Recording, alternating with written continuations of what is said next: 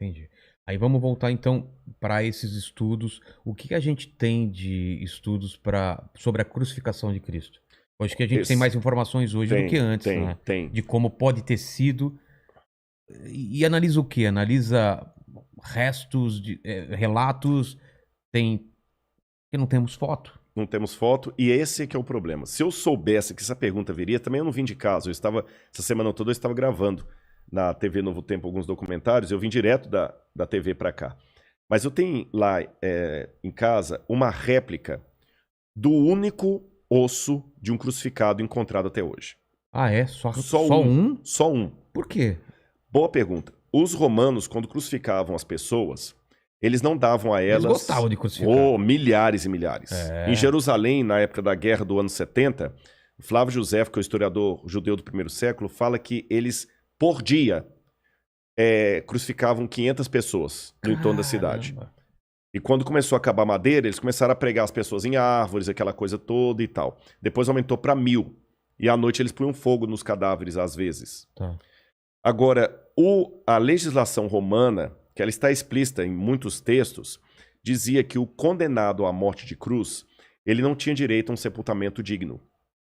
Eram ladrões? Eram ladrões, assaltantes, revolucionários, então a cruz era para ser Todo mundo que é contra um o Império exemplo Romano era crucificado. crucificado. Tá, Então, o que acontece? Aliás, antes de entrar até nessa questão do que acontecia com o crucificado, tá.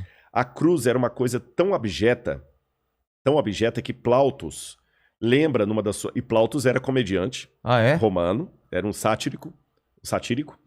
Ele criou peças de teatro falando da crucifixão dos escravos. E ele chegou a mencionar que a palavra crux era tão terrível que ela virava um xingamento, um palavrão. Ou seja, se eu estivesse falando o latim clássico do tempo romano, eu tinha acabado de falar um palavrão aqui, crux. Crux, em latim. O que significava cruz seria um palavrão. Isso era um palavrão. Porque era uma coisa tão hedionda que você citar aquilo... Aliás, o Cícero, quando ele estava defendendo um homem chamado Rabírios, que era um cidadão romano que estava com o risco de ser condenado à cruz, Cícero falou que lembrou ao auditório que a palavra crux não deveria nem ser mencionada num ambiente onde houvesse uma mulher de respeito. Caramba. E ele conseguiu uma jurisprudência... Era uma coisa suja. Suja. Cícero conseguiu uma jurisprudência para que ninguém que fosse cidadão romano pudesse ser condenado à morte de cruz. Tá certo? Então, voltando, o que acontecia com o cadáver de um crucificado? Por que a gente não acha osso? Os corpos de crucificados eram jogados num lixão cheio de areia para literalmente entrar em putrefação. Esse lugar era chamado de putenescum. O próprio nome putenescum lembra um palavrão muito comum por aí. Não, mas tem também não sei o que é a putanesca, não tem? Um tempero, não sei o que. É um tempero. Não sei o que é a putanesca. Eu também não sei. Mas de qualquer maneira, em latim, essa palavra significa putrefazer. Tá. Então o corpo era jogado naquele piscinão de areia ali. Vinham abutres, árvores de rapina, comiam os restos. Era um mau cheiro tremendo. Então, uma pessoa que era crucificada nunca ia ser sepultada. Então você não acha os ossos dela. Mas eles eram esmagados? Não. Jogava o corpo lá para ir se desfazendo com o tempo. Caramba. É como se você pegasse Hoje a vigilância sanitária não permite isso, mas é como se você pegasse um cachorro que morreu, pega e põe num saco de lixo e joga lá no lixão e deixa o verme comer, nem enterra. É lógico que hoje a vigilância sanitária não permite isso, mas eu digo, na época não tinha. Então o mau cheiro era terrível e tinha esses lugares ali. Agora nós temos duas exceções à regra. Uma delas é Jesus, segundo o Evangelho. Ele não foi jogado nesse lugar. Jogado nesse lugar. A outra exceção, que até comprova a possibilidade de Jesus ter sido uma exceção, foi descoberta em 1967, depois da Guerra de 6 Dias. Jerusalém foi ocupada ou retomada pelos israelenses. Eles expulsaram os jordanianos, fizeram um acordo com os palestinos, com os árabes locais, colocaram a bandeira ali e Moshe Dayan conquistou a cidade de Jerusalém. Então começaram agora a ampliar bairros em Jerusalém para fazer o assentamento dos judeus. E num bairro chamado Givat Hamivtar, que significa algo como Colina das Flores, ali, estavam construindo um assentamento judeu. Quando os tratores bateram numa laje, que era a laje de um túmulo do primeiro século, da época de Cristo. A gente chama em arqueologia da época do Segundo Templo. E quando abriram o túmulo, chamaram os arqueólogos, ali havia caixas de pedra, a gente chama essas caixas de ossários ou ossuários, onde a pessoa coloca os ossos do defunto. Morreu alguém da sua família, você deixa o corpo dentro ali do túmulo por 1 ano. Depois de 1 ano, você tira os ossos, coloca em caixões de pedra e guarda num lóculo abaixo para deixar o lugar bonitinho para deitar outro. Nesse lóculo havia os caixões e um deles tinha o nome da pessoa crucificada, da pessoa ali sepultada. Yohanan ben Hagakol. Seria João, filho de Hagakol. E o osso dele estava quebrado ali, a parte do fêmur, Sim. como se alguém tivesse realmente dado uma pancada. E o calcanhar tinha um prego de crucifixão atravessando. O prego estava lá? O prego ou estava tinha só lá. o furo? O prego. Caramba. Até torto assim. Sim. Tá certo? Pregão. Um pregão mesmo. Tava ali. Então foi o primeiro e único exemplar de um crucificado. Antes disso, na verdade, os judeus tinham uma superstição que a gente não sabe de onde ela vem, a Mishnah fala dela, que um judeu carregava pregos de crucificados no bolso como amuleto de boa sorte, na época de Jesus. E muitos judeus, quando morriam, colocavam pregos de crucifixão dentro do caixão deles ali. Até o caixão de Anás e Caifás. Então, às vezes, alguns pregos desses vinham com um fragmento de osso, mas muito pequeno. Aquele não, estava atravessado no calcanhar. E alguém pode perguntar assim, e esse calcanhar era do Yohanan ou alguém colocou lá? Fizeram o DNA, era o mesmo esqueleto. Tá. Só que com o prego atravessado ali, era um rapaz de 1,68 m, talvez de família rica, que conseguiu uma exceção, foi crucificado, mas teve o seu corpo preservado. Sepultado. E ali o Dr. Tsaferes, da Universidade Hebraica de Jerusalém, juntamente com o Dr. Saas, fizeram levantamentos legísticos de como aquele corpo estaria na cruz. E isto junto com descrições de Cícero, Tácito, Suetônio, outros autores romanos, e também desenhos que foram encontrados em Roma no 2º século depois de Cristo. Lá, por exemplo, em Palatino, no Monte Palatino, encontraram um desenho de um burro crucificado. Um burro? Um burro. Porque na escola, o Tertuliano falou que havia muito uma gozação dos pagãos sobre os cristãos, que eles adoravam o deus cavalo. Porque Jesus era colocado como se fosse um jumento. Então, na escola de Palatino, uma escola de crianças ricas, eles desenharam um grafite na parede, um burro crucificado, como se fosse uma pessoa. Como se fosse uma pessoa com cabeça de burro, Sim. E um menino do lado assim com as mãos para cima, e escreveram assim, Alexamenos sebete theon, que num grego bem vulgar, escrito por crianças ainda na pré-escola, quer dizer Alexamenos, uma forma talvez corruptela de Alexandre, adora a Deus.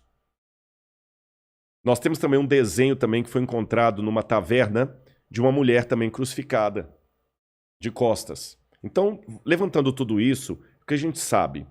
A morte da cruz era uma morte dolorosa, terrível. E essa era a função mesmo. Essa era a função, eles tinham que fazer com que ela se tornasse um exemplo. Olha, não vai cair na besteira de questionar Roma, não, que vai acontecer isso aqui com você.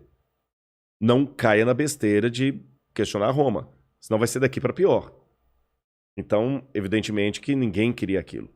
A pessoa ficava, e agora eu peço licença a você e a todo mundo que está assistindo a nossa conversa aqui, que esqueçam, por um lado, aquelas imagens de crucifixo da Igreja Católica. Que é na palma da mão, né? O prego, não, assim. Até que o prego poderia ser. Poderia ser? Tem duas possibilidades. Eu achei que tinha que ser no pulso, muita gente acreditou que seria no pulso, porque pensavam que se colocasse na palma da mão, rasgaria com peso. Mas a postura que a pessoa ficava, o crucificado, primeiro que havia vários tipos de cruz. Você tinha a timissa, a comissa, a decussata. Eu vou falar da cruz latina, que é mais provável ter sido essa cruz de Jesus. Que é o que a gente conhece. Que é a que a gente conhece. Ele colocava os pés... Deixa-me ver alguma coisa para ilustrar aqui. Vou pegar aqui. O que você precisa? Um canudo, não? Não, isso aqui resolve. Tá. Imagina que isso aqui é o madeiro da cruz. O que é madeiro? A madeira da cruz mesmo. A madeira. Principal. A principal, que a gente chama de stips. Tá. Stips. Se você tiver um canudo aí, vai ser melhor, então. Dá 2, então, por favor. Ele tinha o stips, que ficava assim, tá bom? E o patibulum, que ficava assim. Tá. O patíbulo era a parte que a pessoa carregava. Essa daqui. Esse é o travessão. Tá. Ele carregava o travessão até a cruz, até o local do crucifixão, com a mão aqui assim. E eles penduravam aqui no pescoço da pessoa uma placa de madeira com a inscrição da condenação dele. Do crime. Do crime, bandido e tudo mais. Essa placa, essa inscrição chamava-se títulos, em latim. E essa placa chamava-se tabule. Tabule, de onde vem a palavra tábua. Tábua. E quem escrevia a inscrição na tabule era o tabeliones. Daí que vem a palavra tabelião.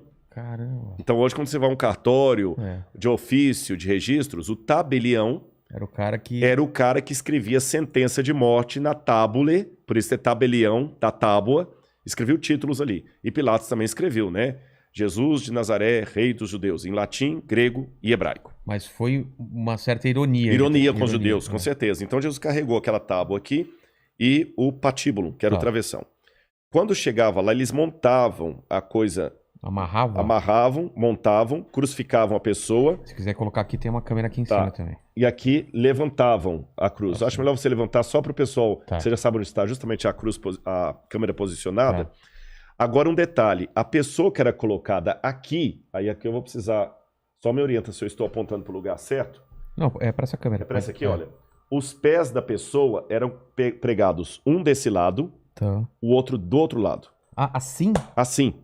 Por isso que eu ilustrei aqui, ó. Como se fosse um cavalo. Como se fosse um cavalo. Ela montava aqui, ó. E aqui no meio tinha um pequeno banco chamado sedícula.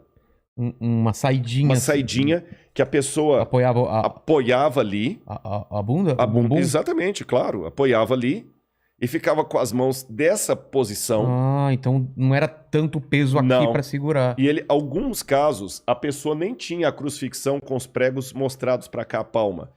Ele ficava com a mão por trás, assim, eles crucificavam aqui. Tá. Agora, se você perceber, a minha voz mudou de tom quando eu fiz esse gesto. Porque quando você faz aqui, você comprime o seu pulmão. Se eu estivesse pendurado literalmente na cruz, eu estaria com o ciático também comprimido. Total. Numa dor desgraçada. E segurando o pé mal apoiando do lado, você segurando ali. E para você poder respirar, eu não estou fazendo aqui um exercício, é de verdade. Eu estou com dificuldade aqui. Você daqui a pouquinho para respirar, estão vendo que eu fiquei mais ofegante? Você tem que erguer... Tomar fôlego e cair. Apoiar pelo pé ou pela Pelos bunda? pés do lado. Tá. Porque apoia assim. Apoia assim, você se levanta e cai de novo. Caramba. Você tá entendendo? E o banco... Isso repetidas vezes. De quando em vez você tem que virar. Por isso que os ladrões que estavam com Jesus, quando eles queriam apressar a morte dos ladrões, eles aplicaram algo que em latim se chama crurifragium. Você quebra as pernas da pessoa, ou no fêmur, às vezes no fêmur, às vezes também é tíbia, né, que é o outro mais abaixo aqui, a pessoa então com a perna quebrada não conseguiria fazer, aí em pouco tempo ela já ia morrendo asfixiada e ia sufocando, por isso que eles quebraram os pés dos ladrões, tá certo?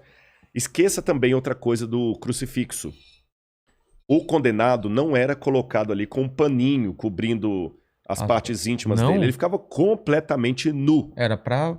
É pra humilhar mesmo. Você acha que Jesus também? Totalmente. É mesmo? Totalmente. E eu vou piorar a coisa pra você aqui. Caramba, isso eu nunca tinha ouvido. Na verdade, muita gente fala que o filme do Mel Gibson foi um filme violento, aquele é Paixão de Cristo. Eu digo, é o filme que eu daria nota 10. De representação? De representação. Porque a crucifixão de Jesus foi dali pra pior. Você tá entendendo? Agora... Eu vou fazer uma pergunta, Vilela, que você não fez, mas eu faria se eu estivesse ouvindo esse discurso e fosse uma pessoa descrente. Eu, Rodrigo, faria essa pergunta. Vou pedir licença para eu fazê-la aqui em retórica. Tá bom. Foi terrível a morte de Jesus, ele sofreu pra caramba. Pô, que pena, coitado. Mas você mesmo admitiu que os romanos crucificaram milhares, não posso falar milhões, mas milhares de pessoas. E foi mais um. Entendi. Qual a diferença? Aqui que entra um lado do evangelho trazido pelo apóstolo Paulo e que as pessoas não conseguem entender a menos que queiram mudar de vida. Lembra a parábola que eu falei da árvore que não quer soltar as folhas no inverno e no outono? Paulo dizia que Cristo experimentou a morte por todos os homens. O que significa isso? Deus, vamos trabalhar pelo menos por um pouco, vou pedir licença a todo mundo que não acredita em religião, nem em Deus, nem nada, para permitir eu fazer um raciocínio apenas partindo de dois pressupostos aqui. Deixa eu trabalhar pelo menos com a possibilidade de que exista Deus. Só isso. Vamos assumir que existe Deus para daí fazer a... Exatamente, mas não é uma questão assim, uma suposição apenas gratuita. Para não cair no gratuito, sem querer ser prolixo, vamos colocar da seguinte maneira. Você tem vários autores, alemães inclusive, que colocam bem claro que o sentido de um sistema fechado está fora dele. Nunca dentro dele. Como assim? Por exemplo... A Bíblia é um sistema fechado? A Bíblia, qualquer livro, qualquer coisa. Tá. Você deu um exemplo da Bíblia, eu vou dar um exemplo de um livro. Vamos supor que esse livro que eu te dei aqui, ao invés de ser um livro de filosofia e teologia, fosse um livro de física. Tá bom? Pega o livro para mim aqui. O livro é um sistema fechado. Tá bom? Tá bom? É um sistema fechado. Por que eu sei que ele é fechado? Porque ele tem bordas, ele tem limite, ele não é infinito. Tá. Ele é infinito. E se fosse um livro de física, aqui dentro dele está cheio de regras, fórmulas, etc. Só que se você fosse um ácaro vivendo dentro desse livro, você jamais conseguiria ver o sentido do que ele diz dentro dele mesmo. Sim. As fórmulas dele só fazem sentido fora dele. É o que está fora dele que comprova o que está dentro dele, porque ele é um sistema fechado. Certo. Outro exemplo que eu posso dar para facilitar também, o cartão de crédito. O cartão de crédito é um sistema fechado, ele tem limites. O que dá sentido por cartão de crédito é o sistema bancário, sistema econômico, crédito, coisas que estão fora do cartão. E assim vale para tudo o que eu poderia dizer para vocês. Tudo, tudo, tudo. Isso é uma questão filosófica e física também, não é só da filosofia, que praticamente não há margem para discussão. O sentido de um sistema fechado está fora dele. Tá bom? Agora, o universo não é infinito. Alguns colocam que é um sistema aberto, mas para termos de delimitação, o universo é um sistema fechado. Ele tem bordas. Se o universo fosse infinito, ele não poderia estar em expansão. Certo. Se a própria teoria do Big Bang diz que ele está expandindo, então ele não é infinito. Se ele fosse infinito, não tinha para onde ele expandir. Já era tudo. Já era tudo. Então o universo é como esse livro. A única diferença é que eu sou maior que o livro, e no caso é o universo que é maior do que eu.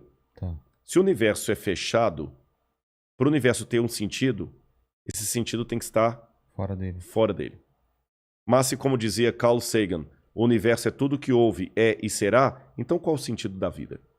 Tem que ter algo fora do universo para conferir sentido ao universo. Se não houver uma física fora do livro de física, nenhuma fórmula dele tem sentido. Se não houver um sistema de crédito fora do cartão de crédito, ele não tem sentido. Se eu levar um cartão de crédito para a Idade Média, ele não vai fazer nada. Porque o sentido dele está fora dele. Então o universo, para funcionar, para ter sentido, tem que ter algo fora dele. Aí que eu peço licença para trabalhar com a hipótese de Deus. E Deus, ele estabelece leis para a organização do universo. Quando essas leis são quebradas, muito caos acontece.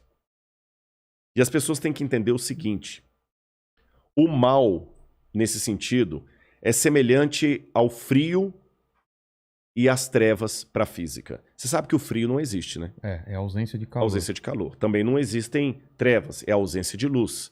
Também não existe mal, existe a ausência de Deus.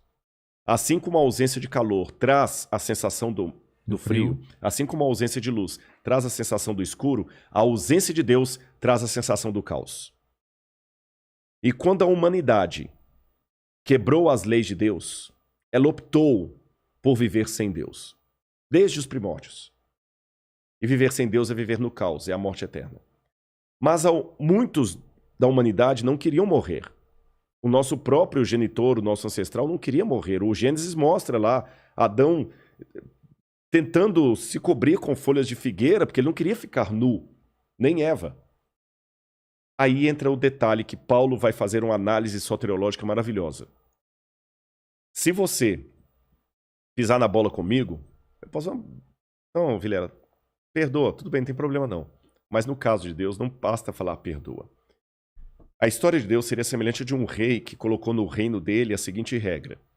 Se alguém for apanhado roubando, vai ter os 2 olhos arrancados. Ninguém roubava. Você podia dormir com a porta aberta, não tinha cadeado, a delegacia ficava vazia, porque ninguém roubava, ninguém queria ter os olhos arrancados. Um dia os guardas trouxeram um rapaz que tinha acabado de roubar. Tinha que arrancar os olhos dele, mas esse rapaz era o príncipe, era o filho do rei. Que dilema, Vilela. O que o rei faria? Imagina, se ele manda arrancar os olhos do filho, ele não vai ter misericórdia nem do filho. Se ele poupa o filho, tá vendo que é filho do rei? Pode. Se fosse o filho da faxineira, sabe o que aquele rei fez? A palavra de rei não pode voltar atrás, nem para o seu filho, senão ele vai ser um camarada corrupto. Se o governador pega uma lei estadual e, no caso do filho dele, ele deixa passar em branco, você chama esse camarada de corrupto. É. Então esse rei não poderia, a palavra de rei não volta atrás. Como rei, ele não poderia mudar a lei. Tinha que arrancar os olhos. Mas como pai, ele não podia arrancar os olhos do filho. Aquele rei sábio falou o seguinte: eu vou perdoar você, meu filho, mas eu não posso voltar atrás e quebrar as minhas leis. São 2 olhos que a lei requer pelo seu furto, 2 olhos a lei terá. Pode arrancar os meus olhos,